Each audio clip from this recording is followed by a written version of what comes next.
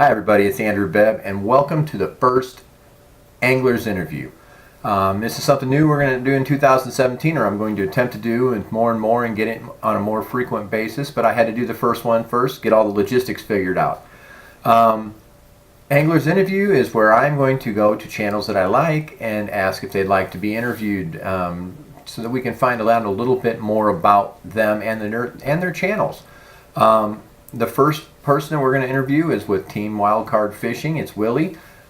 He actually won the 500 for 500 giveaway. That's how I started. I introduced the idea to him, and he said, "Hey, he'd love to do it."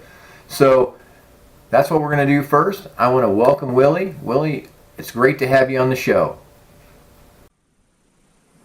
Well, thanks, Andrew. It's good to be here.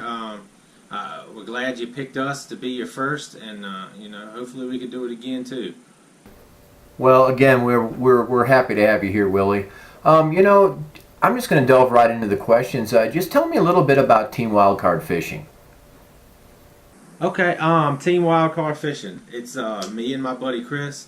We started about 2 years ago. We were just childhood friends. We kind of grew up. Went to high school together, fished, some in some ponds and stuff like that together, and we didn't really start out. We weren't really into it. We kind of just fished for fun and stuff. And then, a couple of years ago, we picked up some kayaks, started fishing over at the lake and stuff like that. And then, I got a bass boat, and it's kind of grown into what it is today. Well, I really think that's cool, especially since I know that you don't live close to each other. You're a fishing team, and you live in different cities. I really think that's really cool to keep that friendship going. Next question is really, I kind of wanted to know what you wanted to accomplish with your YouTube channel. With our channel, I will say this: what we wanted to do with our channel has changed since we started. When we started, we kind of we started watching a lot of YouTube videos and stuff like that, and it was cool and all, and we were like, man, we want to catch fish and put them on video and stuff like that. And, we're not real public speaker type people and stuff like that, but as it's gone on, we've seen a lot of response to the videos, like how to and just things like that, reviews, stuff that's helpful information, and we enjoy doing those, and going forward, we'll let the channel kind of morph into whatever the fans want it to be. We're happy with doing any kind of thing. Obviously, we want to catch fish and put that on there, but that's just a portion of what we want to accomplish. Great answer. I think you nailed it for almost everybody. Very, very few people have that perfect idea of what they want their YouTube channel to be. I didn't. I started mine because, and I really didn't even start a YouTube channel. I started filming me fishing to teach my children. I'm a little older dad. I've got the young ones, and I was worried that maybe I wouldn't be around to teach them the finer techniques of fishing. So that's why I started filming, and then it turned into, well, why don't I store them on YouTube? And then it turned into Midwest Fishing Club in honor of my father, and that's how we started that. But I understand, it kind of goes where it wants to go. YouTube has a mind of its own. All right, Willie. Tell me about your most memorable fishing experience. Yeah, that's actually an easy one. When we first started fishing tournaments, this is so basically 2 years ago.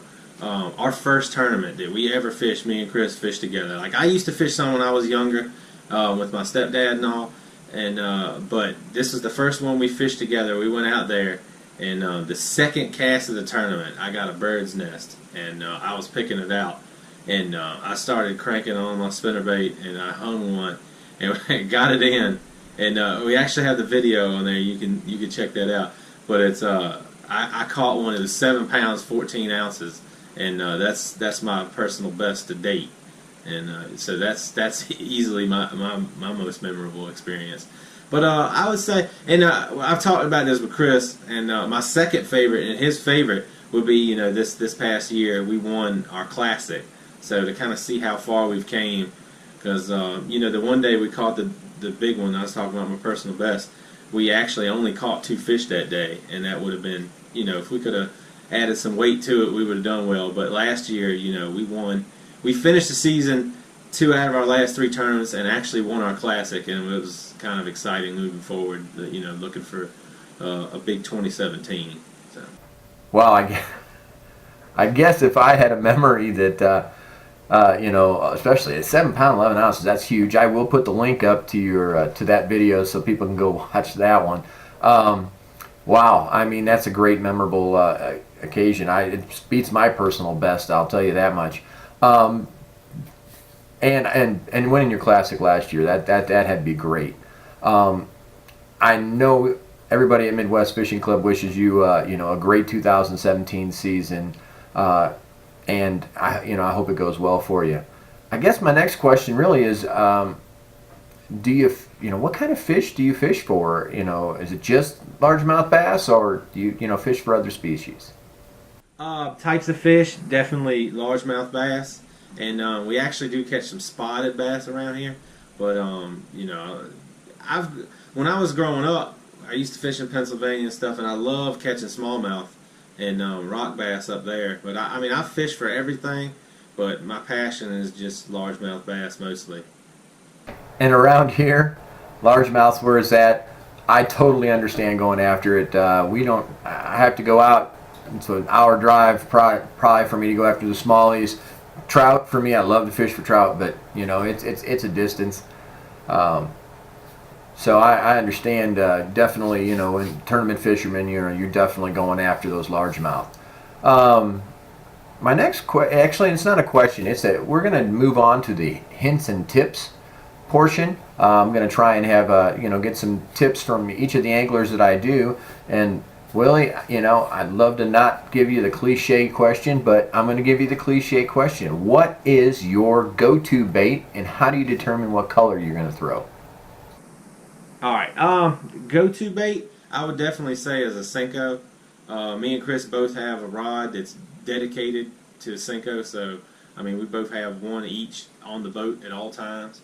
So if you're out there fishing and you just know you got to get a fish, I mean, we're going to throw that at least every time we go out at some point. And color selection, I wouldn't say I'm too over the top as far as that's concerned. I always use like a green pumpkin, and I mean, I use it because most of the time the water here is like light stained to moderate stained. You know, sometimes it gets clear during the winter, and sometimes it gets, you know, stained bad after rain. And if that's the case, I'm using like a jig or something anyway, something with some rattle and some bulk to it so they can see it. But I'm like a green pumpkin guy. Chris sometimes can go a little different. Like sometimes he'll throw like a black or a black and red or something like that. But for the most part, he's throwing like a watermelon. I'm throwing like a green pumpkin. So we're pretty natural guys for the most part. Well, I definitely understand the Senko. It's actually was probably my go-to bait last year also, and it normally is. So that's pretty typical. You know, I know a couple other anglers that they're more, topwater, and I do a lot of topwater fishing too. But definitely, Senko's, it's a must-have in my tackle box also. Now, here's a tough one because you don't get these conditions, so I'm going to ask you, what do you do when you're fishing in water temperatures that are under 50 degrees? Ooh, water temperature under 50. Well, I'm going to stay in the bed. Now, if I'm out there and I'm trying to fish something, anytime I'm trying to fish, I always like to have a few things tied on, and I like to run through them, but and try a little bit of each. But I would start with I'd go out there and throw a spinnerbait and work it real slow. I'd throw maybe a jerk bait and kind of almost not even jerk it, just more like drag it. You know, work it really slow. Have a jig on there, have a wacky rig Senko, and then a square bill probably. I don't like to fish real deep. So I'm still targeting fish up fairly shallow. It's not going to be real shallow, and I'm looking more for some deeper water near some shallow water, like some ledges, some humps, stuff like that. And I mean, it's just, it's tough fishing this time of year. Um, and I like to make long casts because this time of year the water is really clear around here, a lot more so than it is during the summer. So if I had to say, I mean, that's probably how I'd attack that. I'd just work a lot of different baits slowly, and I'd see what I could find them on. Thanks a lot for all the great information, Willie. I truly do appreciate you being my guinea pig for the first episode.